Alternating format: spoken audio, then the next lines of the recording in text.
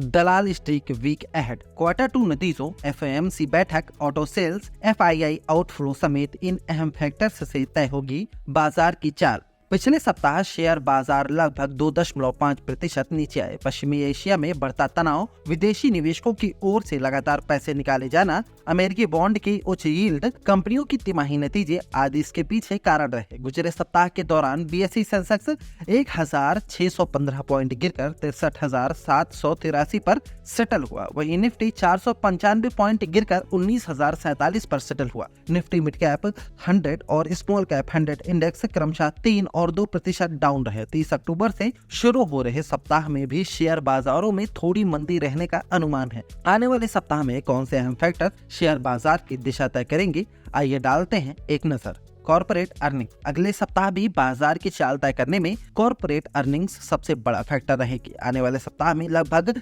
700 कंपनियां अपने नतीजे जारी कर सकती हैं, जिनमें Bharatiya State Bank, Larsen and Toubro, Tata Motors, Bharatiya Airtel, Tata Steel, Sun Pharmaceuticals, Hero MotoCorp, Titan, UPL, Tata Consumer Products, Adani Enterprises और ब्रिटानिया इंडस्ट्री जैसी प्रमुख कंपनियां शामिल हैं। इसके अलावा GAIL India, Indian Oil Corporation, Ambuja Cements, TVS Motor, InterGlobe Aviation, Zomato delivery, Bank of Baroda, Bank of India, DLF, Marico, Adani Power, Jindal Steel and Power, Godrej Consumer Products, LIC Housing finance, Dabur India, Godrej Properties, Indian Energy Exchange, Bharat Dynamics, Escorts Kubota, JSW Infrastructure, Thermax और PB fintech भी अपने सितंबर तिमाही के नतीजों का ऐलान करेंगे। FOMC बैठक और ग्लोबल इकोनॉमी डेटा। वैश्विक बाजार 1 नवंबर को फेडरल रिजर्व की फेडरल ओपन मार्केट कमेटी यानी एफएमओएमसी की बैठक के नतीजों पर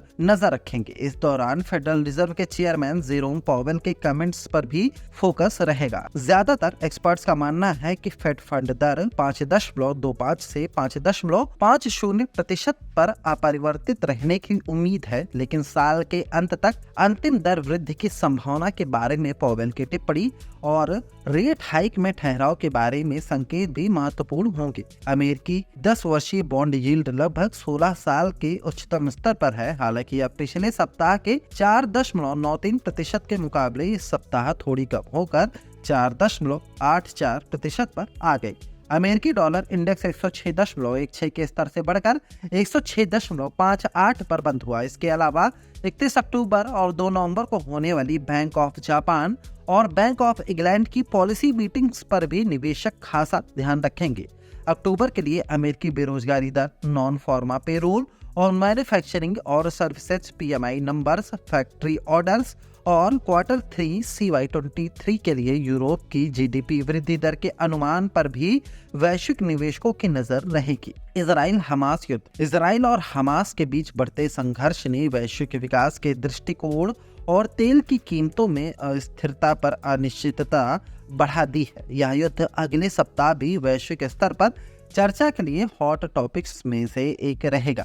इसकी वजह है ये युद्ध के कारण सेफ हेवन डिमांड ने पिछले सप्ताह कोमैक्स सोने की कीमतों को $2,000 प्रति ट्रॉय ऑन्स से ऊपर उठा दिया। शनिवार को इजरायली प्रधानमंत्री बेंजामिन नेतन्याहू ने हमास के खिलाफ युद्ध के दूसरे स्टेज की शुरुआत का ऐलान किया। इजराइल ने गाजा में बंधकों को घर वापस लाने के लक्ष्य के साथ गाजा में ग्राउंड ऑपरेशंस बढ़ा दिए हैं ताकि हमास के समूहों को नष्ट किया जा सके। चालू माह के दौरान तेल की कीमतें सीमित दायरे में बनी रही और $95 प्रति बैरल से नीचे रही, क्योंकि युद्ध ने अभी तक तेल की आपूर्ति को प्रभावित नहीं किया है। तेल की कीमतों को मजबूत अमेरिकी आर्थिक आंकड़ों से भी सपोर्ट मिला। FII flow. विदेशी संस्थागत निवेशकों यानी एफआईआई की बिकवाली पिछले सप्ताह उच्च स्तर पर रही और इसकी वजह से भी शेयर बाजारों में गिरावट देखी गई। एफआईआई ने पिछले सप्ताह भारतीय इक्विटी से 13,000 करोड़ रुपए से अधिक की रकम निकाल ली। अक्टूबर में एफआईआई की ओर से कुल आउटफ्लो सितंबर के लगभग 26,600 करोड़ रुपए के बराबर रहा। इसका कारण अमेरिकी बॉन्ड यील्ड में वृद्धि, पश्चिम एशिया में इजराइल हमास युद्ध के कारण अनिश्चितता और सितंबर तिमाही की मिश्रित आय है। एक्सपर्ट्स का कहना है कि जब तक भू राजनीतिक तनाव से संबंधित अस्थिरता कम नहीं हो जाती, अमेरिकी बॉन्ड यील्ड कम नहीं हो जाती और वैल्यूएशन आकर्षक नहीं हो जाता, तब तक एफआईआई की ओर से निवेश वापस आने की संभावना नहीं है।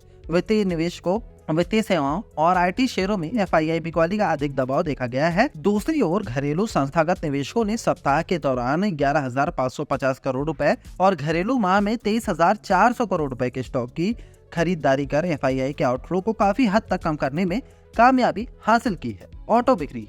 घरेलू मोर्चे पर बाजार सहभागियों की नजर अक्टूबर के मासिक ऑटो बिक्री आंकड़ों पर भी रहेगी, जो 1 नवंबर को जारी होने वाले हैं। ज्यादातर विशेषज्ञों को उम्मीद है कि त्योहारी सीजन की वजह से कंपनियां अच्छे आंकड़े जारी करेंगी। कंपनियों की ओर से प्रोडक्ट्स लॉन्च, बढ़ती उत्पादन स्तर और मजबूत आर्थिक विकास भी बिक्री को बढ़ावा दे रहे हैं। सितंबर में पैसेंजर व्हीकल्स की बिक्री पिछले साल से 19%, ऑटो व्हीलर्स की बिक्री 22% बढ़ी है।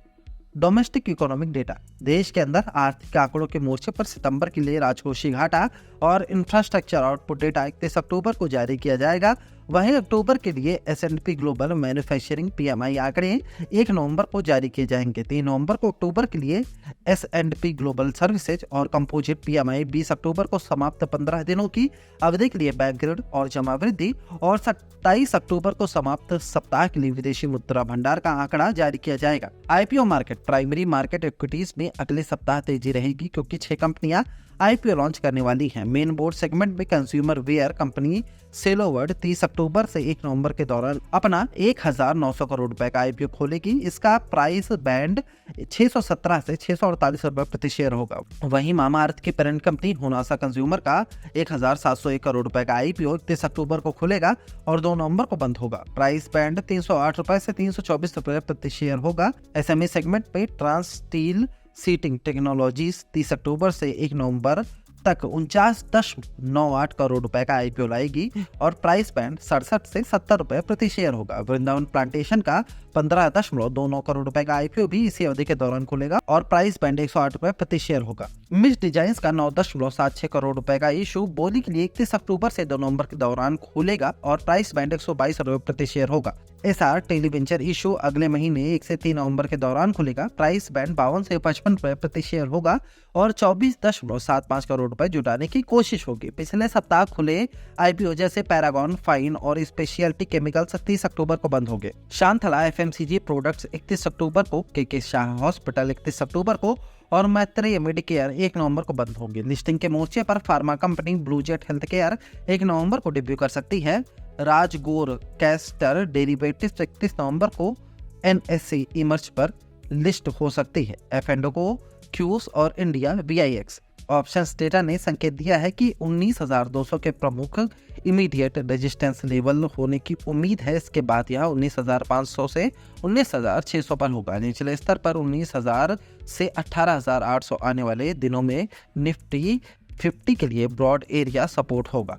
कॉल साइट पर मैक्सिमम ओपन इंटरेस्ट पहले 19,200 स्ट्राइक पर देखा गया, उसके बाद यह 19,500 स्ट्राइक पर देखा गया। कॉल राइटिंग पहले 19,200 स्ट्राइक पर, फिर 19,600 और 19,500 स्ट्राइक पर देखी गई। पुट साइट पर मैक्सिमम ओपन इंटरेस्ट 19,000 स्ट्राइक पर और फिर 18,800 और 18,900 स्ट्राइक पर देखा गया। पुट राइटिंग पहले 19,000 स्ट्राइक पर, फिर 18,900 और 18,800 स्ट्राइक पर देखी गई। यहाँ मुहैया जानकारी सिर्फ सूचना के लिए दी जा रही है। यहाँ बताना जरूरी है कि मार्केट में निवेश बाजार जोखिमों के अधीन है। निवेशक के तौर पर पैसा लगाने से पहले हमेशा एक्सपर्ट से सलाह लें। मनी कंट्रोल की तरफ से किसी को भी पैसा लगाने की यहाँ कभी भी सलाह नहीं दी जाती है।